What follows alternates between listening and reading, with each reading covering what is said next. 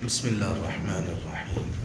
الحمد لله رب العالمين والعاقبة للمتقين والصلاة والسلام على أشرف الأنبياء والمرسلين ومن تبعهم بإحسان وإيمان إلى يوم الدين وبعد.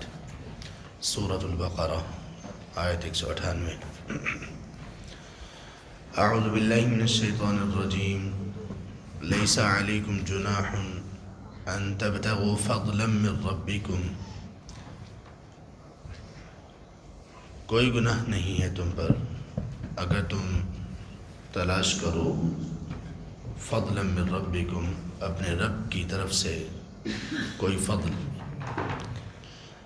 فَإِذَا أَفَضْتُم مِّنْ عَرَفَاتٍ، سو جب تم واپس لوٹو عرفات سے، فاذکروا اللہ، سو تم اللہ کا ذکر کرو عند المشعر الحرام، مشعر حرام کے پاس.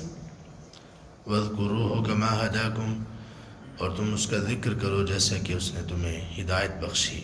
وَإِن كُنتُم مِّن قَبْلِهِ لَمِنَ الضَّالِّينَ، اور اگرچہ تم لوگ اس سے پہلے یقیناً گمراہ لوگوں میں سے تھے.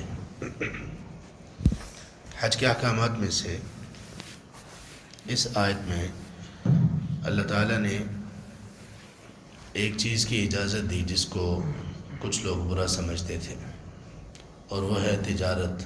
حج کے دنوں میں خرید و فروخت کرنا اور تجارت کرنا. اللہ تعالیٰ نے اس کی اجازت دے دی. فرمایا لیس علیکم جناح، تم پر کوئی گناہ نہیں ہے. ان تبتغوا فضلا، یہ کہ تم تلاش کرو فضل. تجارت اور خرید و فروخت کو یہاں پر فضل کہا گیا. فضل جیسے ہم کہتے ہیں یہ اللہ کا فضل ہے. فضل کا معنی ہوتا ہے کوئی زائد چیز. کچھ چیزیں ایسی ہوتی ہیں جو انسان کو اس کی محنت کے عوض میں ملتی ہیں، بدلے میں ملتی ہیں. آدمی نے کسی جگہ پر کام کیا تو اس کو بدلے میں سیلری ملی. ایک یہ ہے. ایک ہے کہ بدلے میں نہ ملے، ویسے ہی کوئی شخص اس کو دے دے. تو ایسی چیز کو جو زائد ہو، بدلے سے زائد ہو یا ویسے ہی زائد ہو، اس کو فضل کہتے ہیں.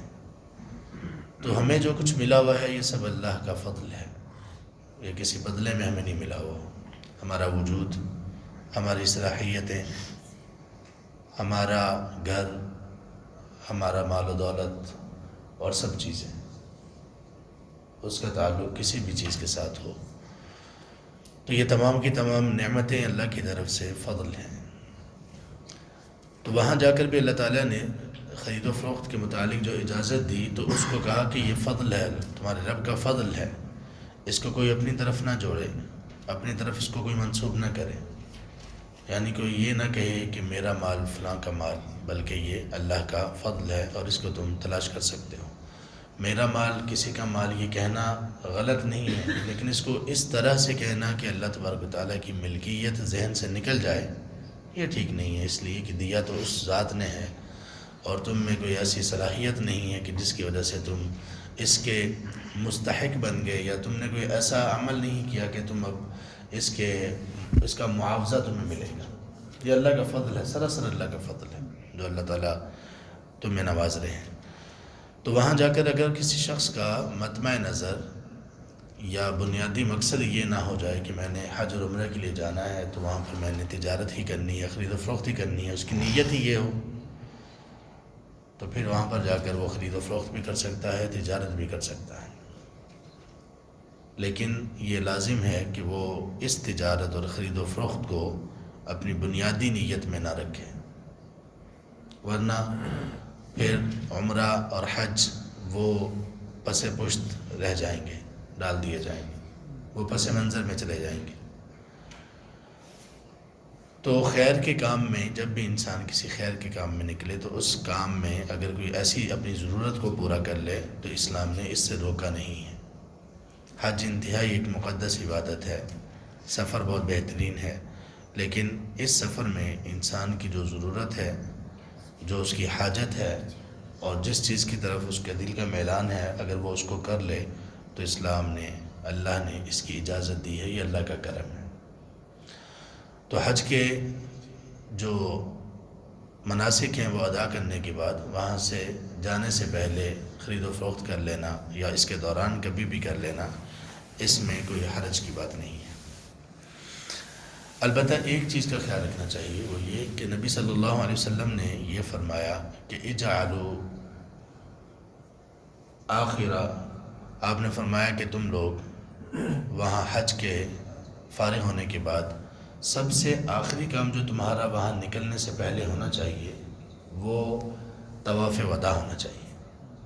طواف وداع جس کو ہم الوداعی طواف کہتے ہیں، جو کہ حج کے ساتھ حج کے مناسک کا ایک حصہ ہے، یہ طواف وداعی الوداعی طواف، یہ آپ صلی اللہ علیہ وسلم نے یہ وصیت کی، آپ نے یہ نصیحت کی کہ یہ سب سے آخر میں ہونا چاہیے۔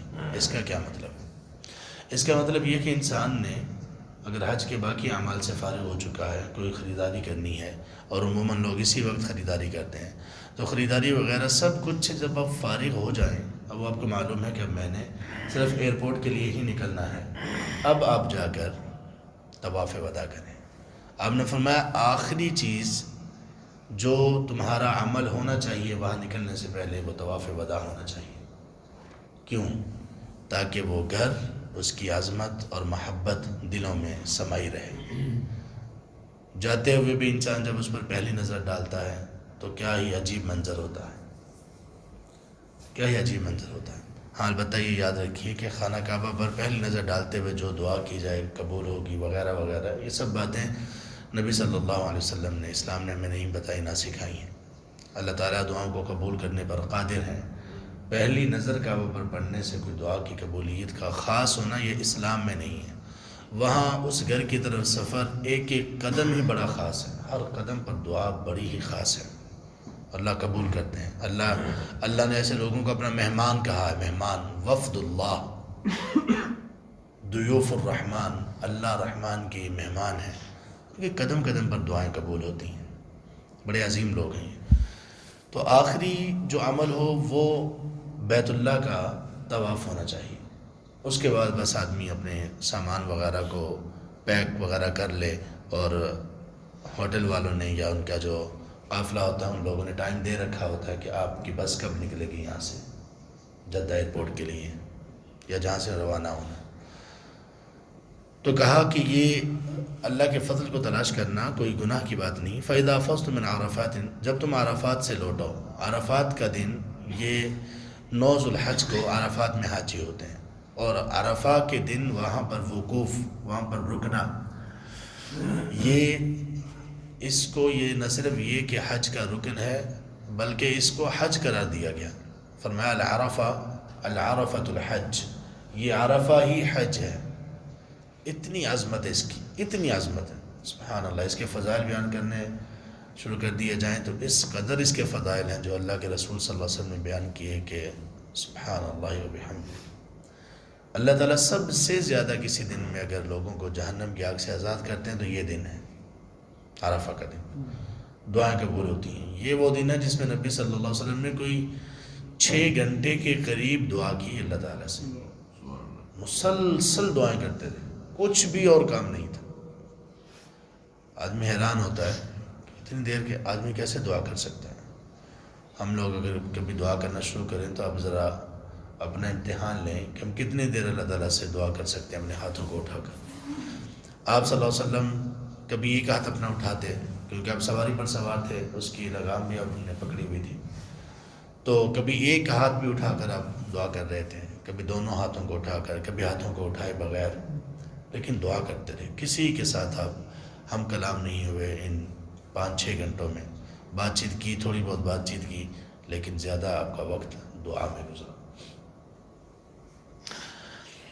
تو کہا جب تم وہاں سے واپس پلٹو تو فاذکروا اللہ، تو تم اللہ کا ذکر کرو، عند المشعر الحرام، مشعر حرام کے پاس۔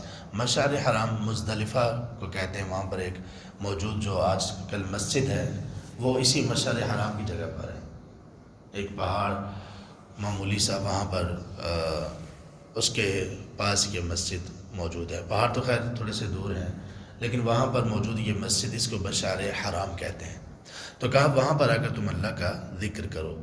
تو عرفات سے واپس لوٹنا ہوتا ہے مغرب کا وقت ہو جانے کے بعد مغرب پڑھے بغیر عرفات سے مزدلفہ آنا ہوتا ہے. کب؟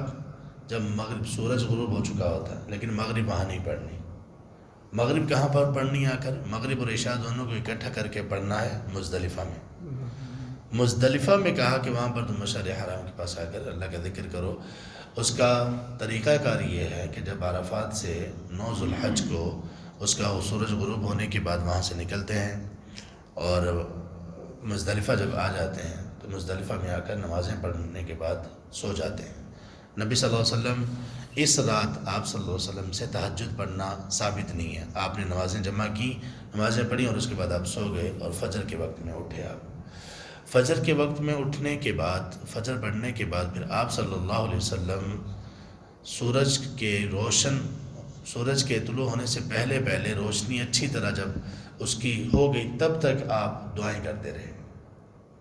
پھر آپ وہاں سے نکلے مینا کے لیے. تو یہ جو ذکر کا یہ والا جو ٹائم ہے فجر کی نماز کے بعد کا، اس میں اللہ تعالیٰ نے فرمایا فَاذْكُرُوا اللَّهَ عِنْدَ الْمَشْعَرِ الْحَرَامِ. اس سے پہلے بھی ہو سکتا ہے ذکر. اور اس رات نبی صلی اللہ علیہ وسلم نے چونکہ عبادت تہجد نہیں کی، اس رات سونا سب سے بڑی عبادت ہے. کیوں؟ اللہ کے رسول صلی اللہ علیہ وسلم نے ایسا ہی کیا. کچھ لوگ ہیں وہاں پر وہ نوافل وغیرہ اس رات میں پڑھتے ہیں. ایک تو یہ کہ وہ قصر کرنی ہوتی ہے، دوسرا یہ کہ نبی صلی اللہ علیہ وسلم نے اس رات میں آرام کیا ہے. تو یہ آرام کرنا ہر قسم کے نفل وغیرہ سے بہتر ہے، کیونکہ آپ صلی اللہ علیہ وسلم کی سنت ہے. تو وہاں پر ذکر کرنے کے بعد مینا میں چلے جاتے ہیں. تو اللہ تعالیٰ نے کہا کہ وہاں پر اللہ کا ذکر کرو. وَاذْكُرُوهُ كَمَا هَدَاكُمْ. ذکر کیسے کرنا؟ ذکر کی کئی اقسام ہیں. ایک بات یاد رکھیے کہ ذکر کی مکمل حالت اور اصل حقیقی معنی ذکر کا کیا ہے؟ وہ ہے اللہ کی نازل کردہ وحی، قرآن اور حدیث. یہ ذکر ہیں. ہم نے وہ آیت سنی ہوئی نا، ہم جانتے ہیں کہ قرآن کریم میں کوئی بھی شخص کوئی چینج نہیں کر سکتا، کوئی رد و بدل نہیں کر سکتا. قرآن محفوظ ہے. تو اس سلسلے میں جو آیت پیش کی جاتی ہے اس میں قرآن کا لفظ نہیں ہے. سورۃ الحجر کی آیت نمبر 9 پیش کی جاتی ہے، اِنَّا نَحْنُ نَزَّلْنَا الذِّكْرَ وَإِنَّا لَهُ لَحَافِظُونَ. یہی آیت ہے نا جس کو ہم کہتے ہیں کہ قرآن کی حفاظت کا ذمہ اللہ نے لیا. تو اس میں قرآن کا نام نہیں ہے، لفظ نہیں ہے، الذکر ہے. اور الذکر میں اللہ کی وحی مراد ہے، اور اللہ کی وحی ہم پہلے کئی مرتبہ بات کر چکے. قرآن بھی ہے اور حدیث بھی ہے. اس لیے جس طرح قرآن محفوظ ہے اسی طرح سے حدیث محفوظ ہے. لوگ کہتے ہیں یہ دیکھیں ضعیف حدیث بھی ہیں، اسی سے تو پتہ چلتا ہے کہ حدیث محفوظ ہے. جو چیزیں نبی صلی اللہ علیہ وسلم کی نہیں تھیں وہ چھانٹ دی گئی، اللہ تعالیٰ نے اس کو الگ کروا دیا. موضوع فیبریکیٹڈ لوگوں نے روایات گڑھی موجود ہیں.